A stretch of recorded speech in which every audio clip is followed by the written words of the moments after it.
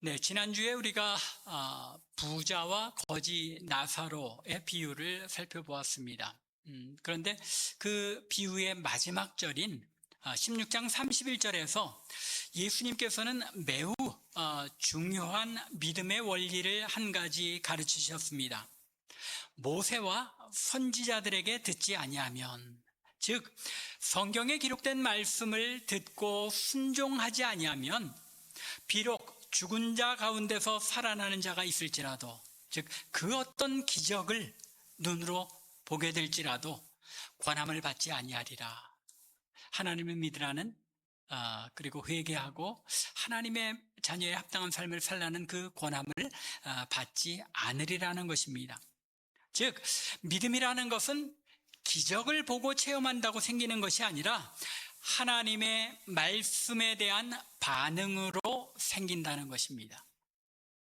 굉장히 중요한 믿음의 원리인데 오늘날까지도 많은 경우에 이제 혼동되는 그런 모습들이 있습니다. 복음이 선포되는 것을 듣게 될 때에 성령께서 그 마음에 역사하여 죽었던 영혼을 살리심으로써 복음에 반응하게 되는 것입니다. 그리고 자신이 죄로 인하여 영원히 죽을 수밖에 없는 영원한 형벌을 받아 마땅한 자임을 깨닫고 회개하며 예수 그리스도를 영접하게 된다는 것입니다. 즉 복음을 듣는 데서, 하나님의 말씀을 듣는 데서부터 성령의 역사가 일어나고 믿음을 받아들이게 된다는 것입니다. 그리고 나서는 하나님의 말씀을 깨달아 알아가며 순종함으로써 우리의 믿음이 성장하고 자라간다는 것입니다.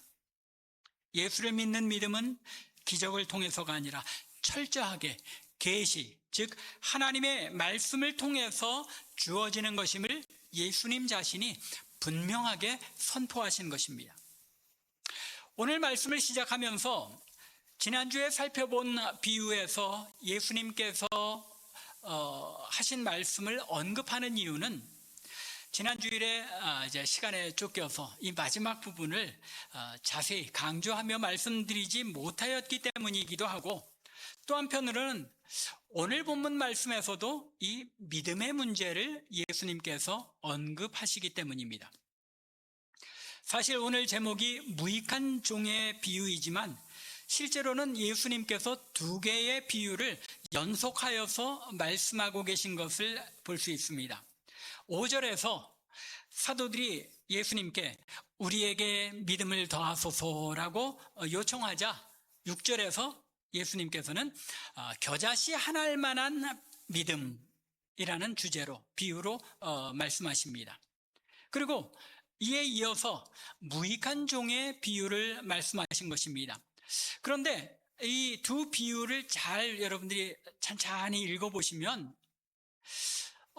첫 번째 이유인 겨자씨만한 믿음의 비유와 두 번째인 무익한 종의 비유가 서로 어떤 관계가 있는지 도무지 잘 그 연관성을 구별하기가 쉽지 않습니다. 그래서 어떤 학자들은 이 두 비유는 서로 상관없는 별개의 비유인데 예수님께서 연이어서 말씀하신 것이다 라고 말씀하기도 합니다.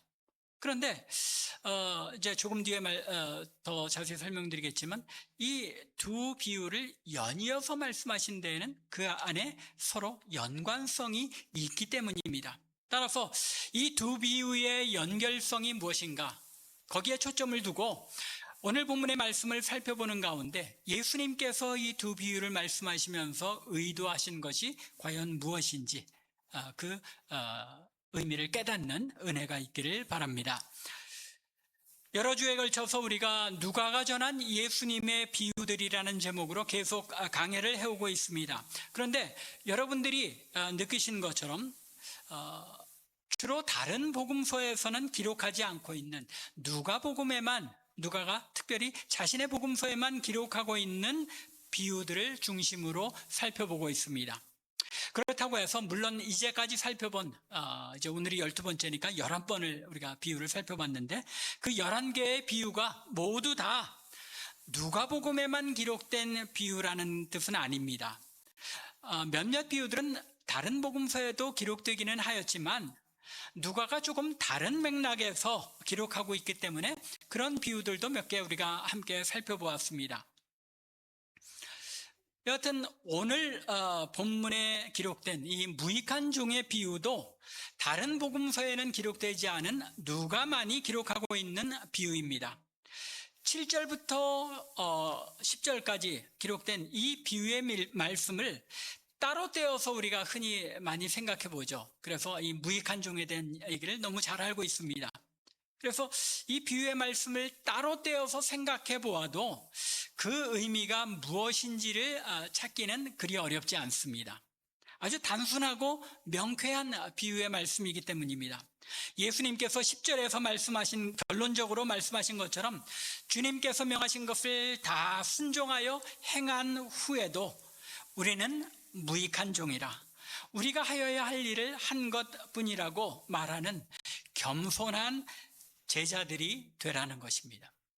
하나님의 백성들은, 하나님의 종들은, 또 예수 그리스도를 따르는 제자들은 자신들이 하나님께서 명하신 그 모든 일들을 순종하는 삶을 살아내고라도 내가 이렇게 살아냈습니다가 아니라 마땅히 해야 할 바, 무익한 종이 당연히 우리가 해야 할 바를 행한 것뿐입니다 라고 겸손을 보일 수 있어야 한다는 것입니다. 그게 드러내 보여주기 위한 겸손이 아니라 실제로 우리의 마음이 그런 마음을 가지고 하나님을 섬기는 삶을 살아내야 한다는 것입니다. 너무나도 명백하죠. 그런데 문제는 예수님께서 이 말씀을 5절과 6절에 이어서 연이어 7절부터 말씀하셨고, 또 한글 성경과 최근 영어 성경들에서는 이제 그 의미를 생략하고 있지만 원어에 나타난 모습을 보면 사실 킹 제임스 번역은 이 원어를 가장 문자적으로 번역한 성경인데 거기에서는 이 bat이라는 접속사, 무슨 뜻이죠? 그러나라는 의미의 접속사를 포함하고 있다는 점이 문제입니다.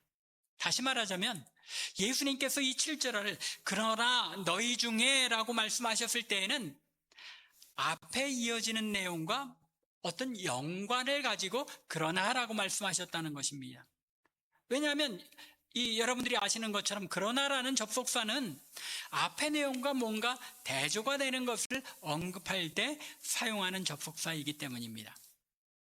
그러므로 이 무익한 종의 비유는 따로 떼어서 생각할 내용이 아니라 5절, 6절과 연결 속에서 이해해야만 보다 풍성한 예수님의 의도가 드러날 수밖에 없는 그런 비유인 것입니다. 즉 예수님께서 어떤 문맥에서 왜 이 비유를 말씀하시려고 했는지를 살펴보아야 이 비유를 통해 예수님께서 말씀하시고자 한 것이 무엇이었는지 보다 정확하게 그리고 보다 깊이 있게 알 수 있다는 것입니다.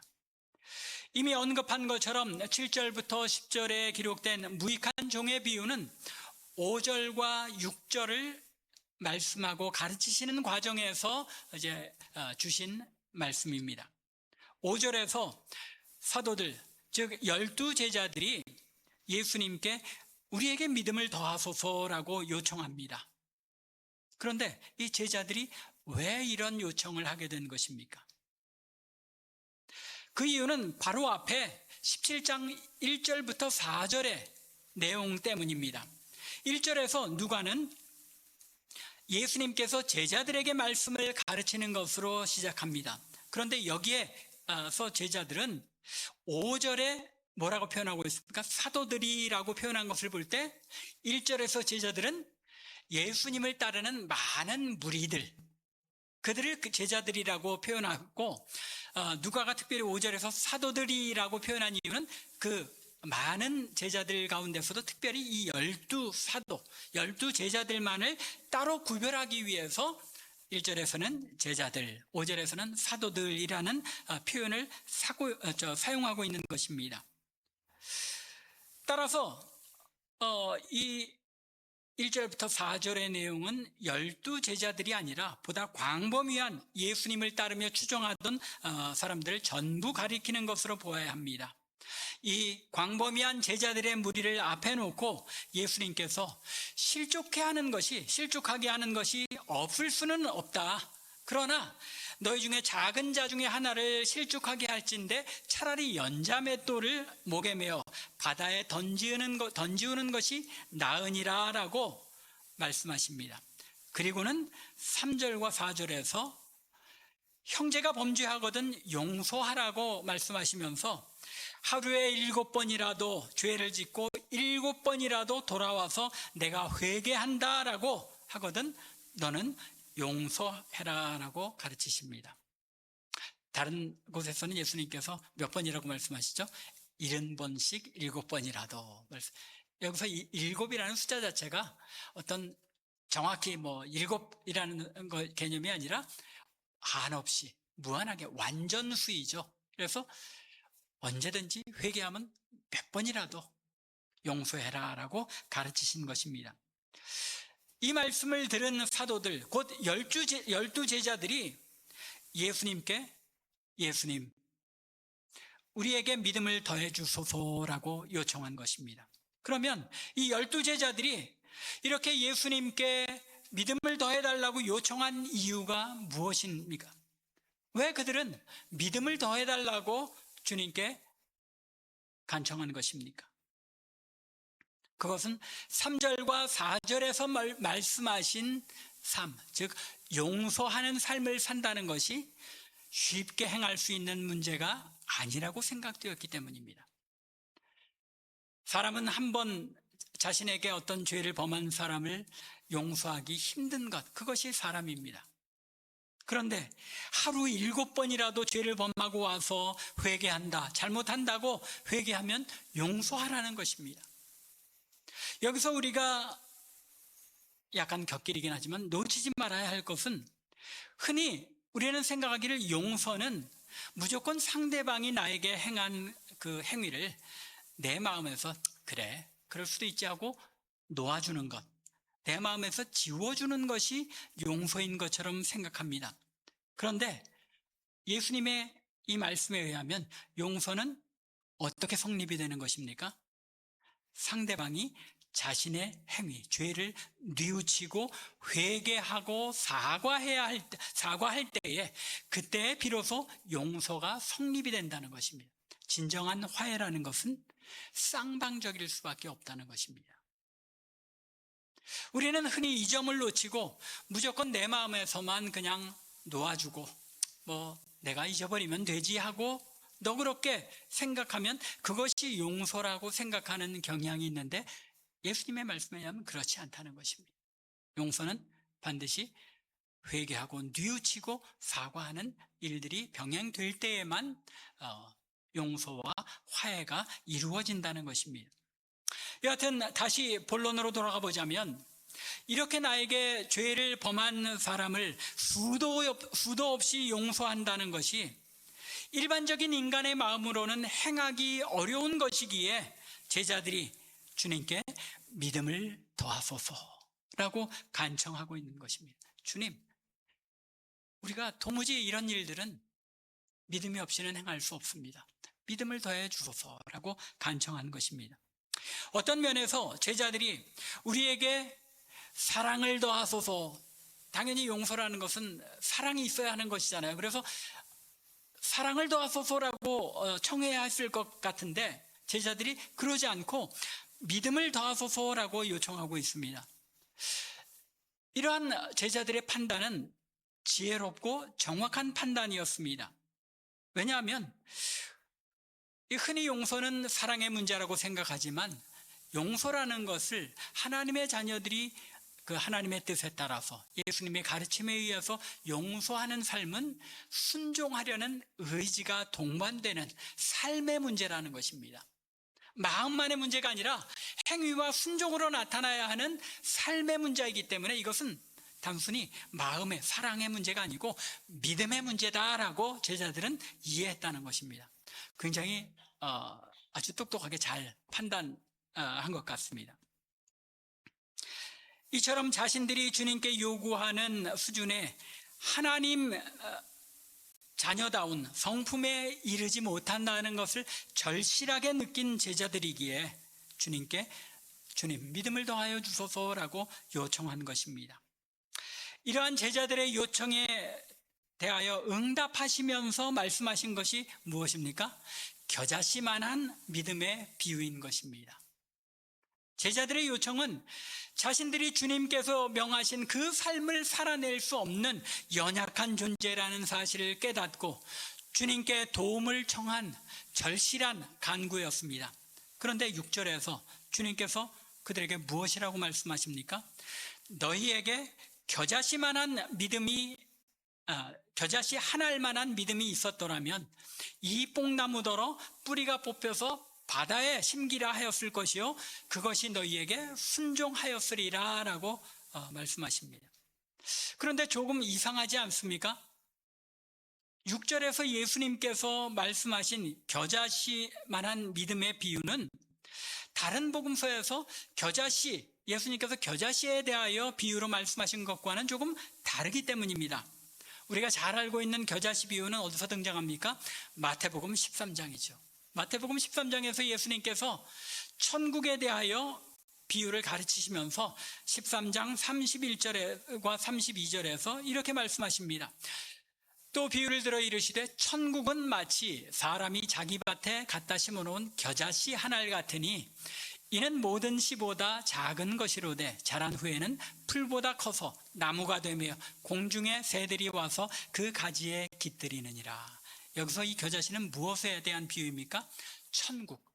천국에 대한 비유입니다. 그래서 이 동일한 내용을 누가복음 13장에서 누가는 이제 이렇게 언급합니다. 13장이니까 지금 17장보다 훨씬 이전에 말씀한 거죠. 예수님의 가르침 속에 이미 겨자씨에 대한 언급이 또 있었다는 사실을 말합니다. 18절과 19절에서 그러므로 예수께서 이르시되 하나님의 나라가 무엇과 같을까? 내가 무엇으로 비교할까?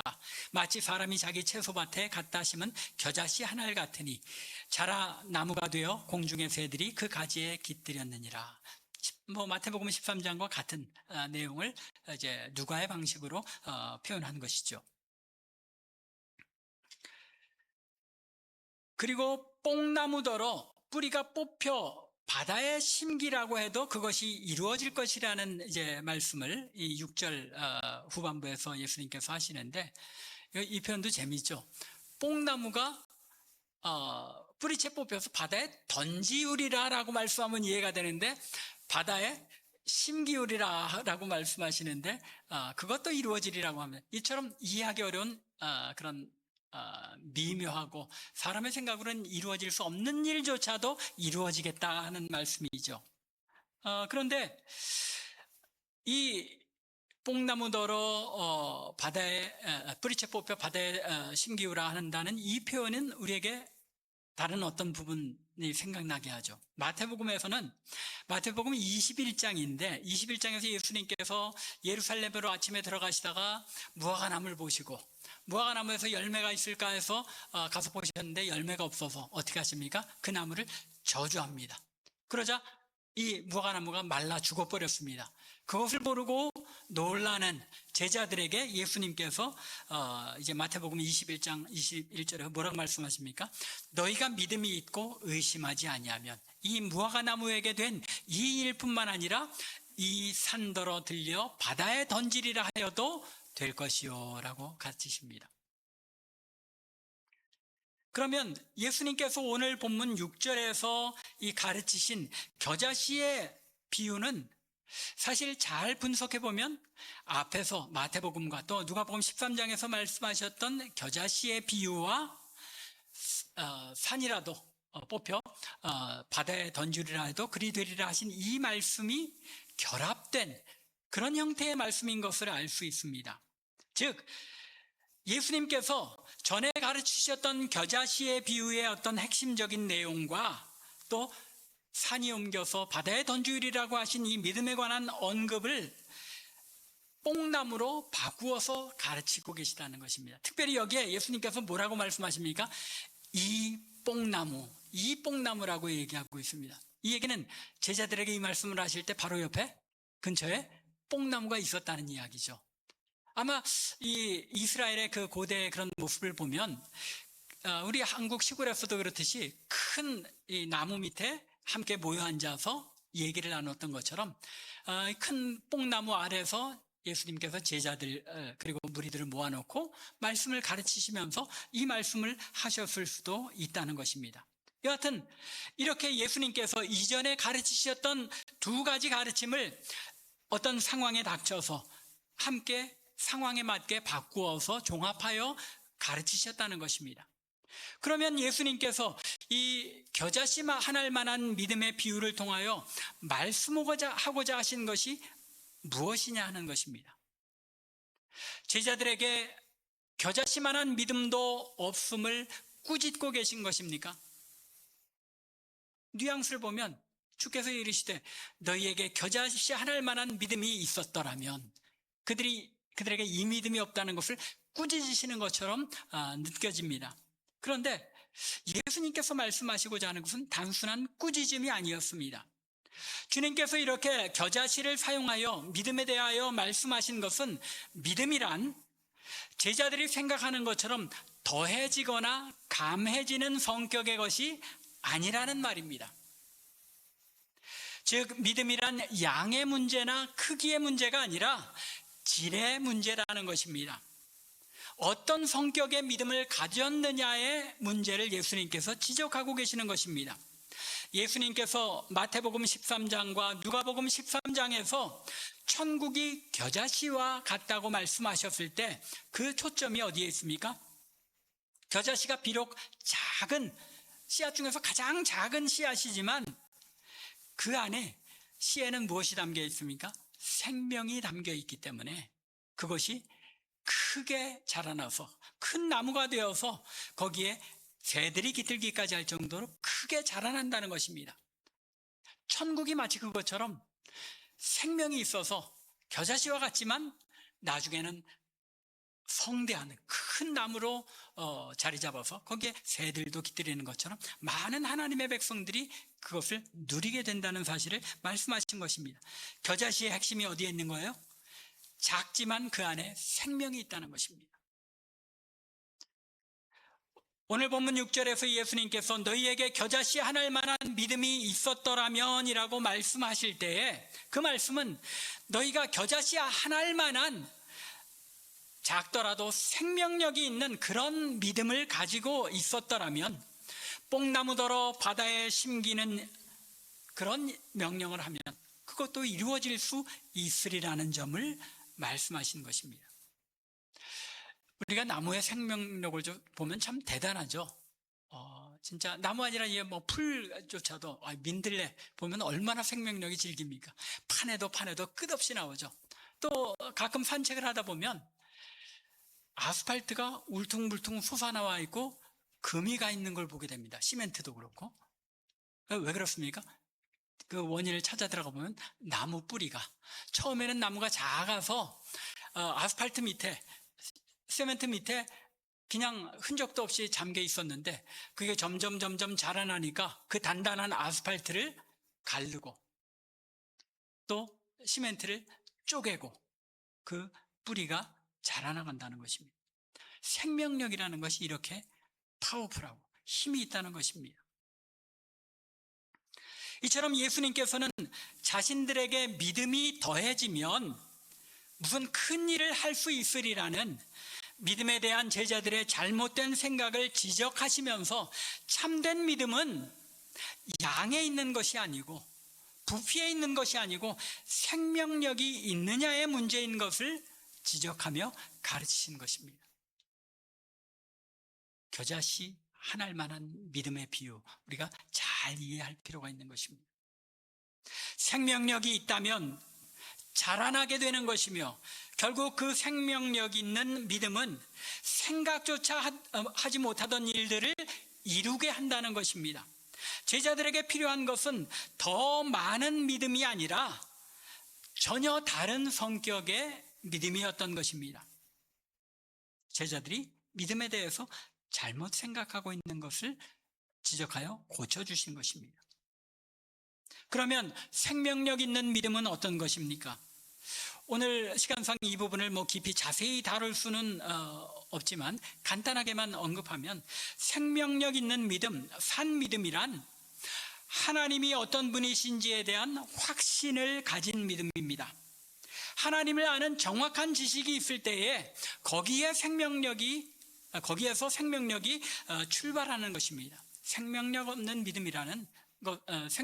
있는 믿음이라는 것은 그저 자신들이 마음속에 생각하는 하나님은 이런 분이시겠지 하고 믿습니다만 반복한다고 해서 믿음이 생명이 생기는 것이 아니라 하나님이 어떤 분이신지를 하나님께서 친히 내가 이런 하나님이다라고 말씀하신 이 말씀을 통해서 하나님을 정확하게 알게 될 때에 거기에서 생명력 있는 믿음이 출발한다는 것입니다.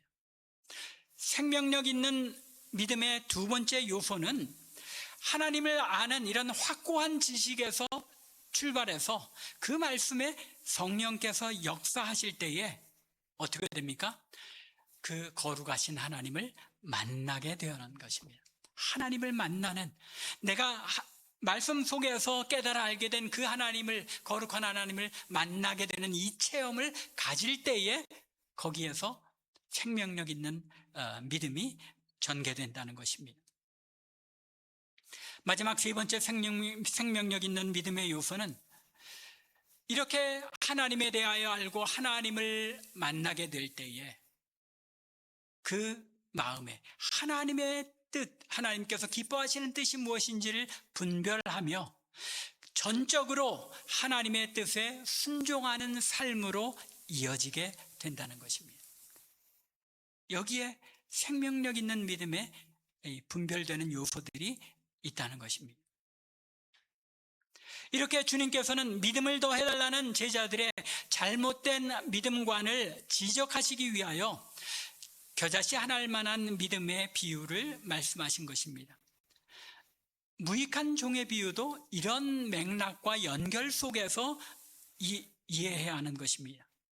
주님께서는 겨자씨의 비유를 통하여 그들의 믿음에 대한 생각이 잘못된 것임을 지적하는 한편 이 무익한 종의 비유를 통해서는 그들의 마음속에 자리 잡은 믿음을 더하여 달라는 간구의 잘못된 동기, 즉 믿음을 더해달라고 요청한 제자들의 마음에 자리 잡고 있는 그 마음의 한 곳에 싹트고 있는 잘못된 동기를 지적하시는 것입니다.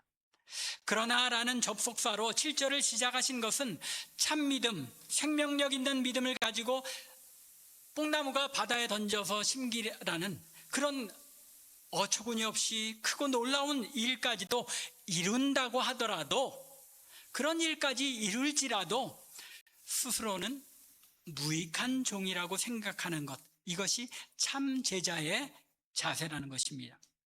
그래서 말씀하시기를 종이 밭을 갈거나 양을 치고 돌아오면 하루 종일 수고했으니 얼른 와서 식사하라고 대접하는 주인은 없다는 것입니다. 종은 하루 종일 밖에서 일을 하고 나서도 집에 돌아오면 저녁 식사를 준비하고 주인의 식사를 수종들고 난 후에야 비로소 자신의 식사를 하는 것이고, 그렇게 했다고 해서 주인이 종에 대하여, 그것에 대하여 감사하지 않는다는 것입니다. 여러분, 오늘날의 문명과는 문화와는 좀 차이가 있죠. 여러분들에게 작은 거 하나만 해드려도 우리는 감사합니다라고 표현하는데, 과거 옛날 고대 문화 속에서 종과 주인의 관계 속에서는 그렇게 이루어지지 않았다는 것이죠. 그것이 마땅히 종이 행할 일이고 칭찬받을 일이 결코 아니라는 것입니다. 오히려 그 모든 일을 다 행한 후에 우리는 무익한 종이라, 우리가 하여야 할 일을 한 것뿐이라고 말할 수 있어야 한다는 것입니다. 그것이 단순히 내가 그렇게 마음을 먹어야지, 내가 겸손해야지 다짐하는 것이 아니라 마음 자세 자체가 그래야 한다는 것입니다. 무익한 종이라는 표현은 그 종이 아무런 쓸모가 없고 가치가 없는 종이라는 뜻이 아닙니다. 이 표현의 핵심은 종은 자기가 한 일에 대해 공로나 칭찬받기를 주장할 권리가 없다는 것입니다. 하나님께 순종한 것은 당연한 일이고 하나님께 쓰임받는 것이 은혜이고 영광으로 여겨야 하는 그런 존재가 바로 종의 모습이라는 것입니다. 왜 예수님께서 제자들에게 이렇게 무익한 종에 대하여 말씀하시는 것입니까? 그들의 마음에, 제자들의 마음에 예수님께서 자신들에게 믿음을 더하여 주시면 그것을 행함으로써 그 믿음을 칭찬받고자 하는 마음, 사람들로부터 자신들이 행한 믿음의 역사에 대하여 우러러봄을 받고 싶은 마음이 그들 마음속에 자리 잡은 것을 예수님께서 미리 이미 간파하신 것입니다. 믿음을 더하소서. 제자들이 어떤 마음으로 믿음을 더해달라고 한 것인지를 예수님께서 이미 꿰뚫어 보셨다는 것입니다. 이것이 바로 예수님께서 제자들에게 무익한 종의 비유를 말씀하신 이유인 것입니다. 무익한 종의 의미가 달라지지는 않았죠. 그러나 문맥 속에서 예수님께서 왜 이 말씀을 하셨는가를 우리가 이해하게 될 때 이 말씀의 더 깊은 의미를 우리가 깨달아 알게 된다는 것입니다. 말씀을 맺겠습니다. 무익한 종의 비유보다 오늘 겨자씨만한 믿음의 비유에 더 많은 시간을 들여서 설명한 것 같습니다. 하지만 여기에는 충분한 이유가 있습니다. 주님께서 겨자씨만한 믿음에 대해 제자들에게 말씀하신 이유를 정확히 알아야 비록 핵심 주제가 아주 단순하고 명확하게 드러난 가르침이기는 하지만 이어지는 예수님께서 제자들에게 말씀하신 무익한 종의 비유를 말씀하신 이유와 의도를 알 수 있기 때문입니다. 제자들은 믿음에 대해 잘못 생각하고 있었을 뿐더러 그들이 믿음을 더해달라고 한 마음의 동기 또한 예수님의 제자들답지 못하였기 때문에 예수님께서 이 비유를 말씀하셨다는 것입니다. 성도 여러분, 여러분들의 믿음은 어떻습니까? 제자들처럼 주님 믿음을 더해 주소서, 하나님 믿음을 더해 주소서라고 간구하고 있지는 않습니까? 참된 믿음은 양의 문제가 아니라 질의 문제이고 생명력의 문제라고 가르치신, 오늘 이 비유의 말씀을 통해 가르치신 주님의 말씀을 우리 마음에 새길 수 있기 바랍니다. 생명력 있는 믿음이냐의 문제라는 것입니다. 참된 생명력이 있어서 하나님을 바로 알고 거룩하신 하나님을 만난 사람들은 나의 뜻이 아니라 내 삶에 하나님의 뜻이 이루어지기를 기도하며 하나님의 말씀과 뜻에 순종하는 삶을 산다는 것입니다. 그럴 때에 우리의 기도는 하나님의 뜻이 이루어지는 기도가 될 수밖에 없다는 것입니다. 만일 하나님께서 산이 옮겨 바다에 던지는 것이 하나님의 뜻이고 그것을 우리가 기도한다면 그 일이 이루어지리라는 말씀인 것입니다. 그 결과 하나님께서 이루시는 놀라운 하나님의 일, 즉 뽕나무가 뽑혀 바다에 심기우는 이해조차 할 수 없는 이 놀라운 하나님의 역사에 참 믿음을 가진 하나님의 종들이 동참하는 영광을 누리게 하시는 것입니다. 여러분들에게 참 믿음이 있습니까?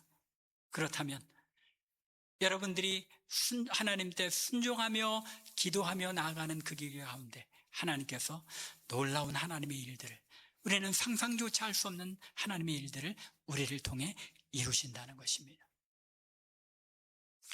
그러나 그런 놀라운 하나님의 일에 참여하는 영광을 누릴 때조차도 여기서도 그러나가 중요하죠. 예수님께서 이런 놀라운 믿음의 역사를 이야기하면서 그러나 너희 마음의 자세는 이러해야 한다는 것입니다. 하나님의 일에 참여하는 영광을 누릴 때조차도 그것이 나의 능력이나 나의 힘으로 이룬 것으로 착각하고 영광과 명예를 누리려 하는 것이 아니라 무익한 종처럼 우리가 해야 할 마땅한 일을 행한 것뿐이며 오히려 하나님께서 은혜로 그런 놀라운 하나님 나라의 일에 쓰임을 받을 수 있도록 해주신 그 은혜에 감사하며 영광과 찬양을 하나님께 돌려야 하는 것입니다. 참된 믿음은 생명력이 있는 믿음 가운데 자라고 성장하여 하나님의 기뻐하시는 뜻을 분별하여 순종하며 행함으로써 놀라운 하나님 나라의 일이 나를 통하여 이루어지는 삶을 살아내는 것입니다. 그런 가운데 하나님께서 나를 사용하여 일하시는 것에 감사하며 나는 무익한 종이며 당연히 행하여야 할 바를 행한 것뿐이라고 고백할 수 있어야 한다는 것입니다. 이것이 참 제자의 자세이며 참 믿음, 생명력 있는 믿음을 가진 하나님의 자녀의 모습이라는 것입니다. 여러분들에게 제가 바라기는 우리 모두가 이런 참 믿음, 생명력 있는 믿음을 가진 하나님의 백성들, 하나님의 종들이 되기를 바랍니다. 그럴 때 우리는 진정으로 하나님 앞에 하나님께서 행하신 모든 것에 감사와 감격하며 무익한 종으로서 하나님께서 우리를 통해 이루신 일들에 감사할 수 있는 그런 존재가 되는 것입니다. 간절히 원하기는 참 믿음의 본질이 무엇인지를 올바로 알고 하나님의 뜻을 분별하여 순종함으로 그 뜻을 행하는 가운데 항상 무익한 종임을 고백하며 하나님께 모든 영광을 돌리는 겸손한 하나님의 백성의 삶을 살아내는 참빛교회 성도님들 되시기를 주님의 이름으로 간절히 축원합니다.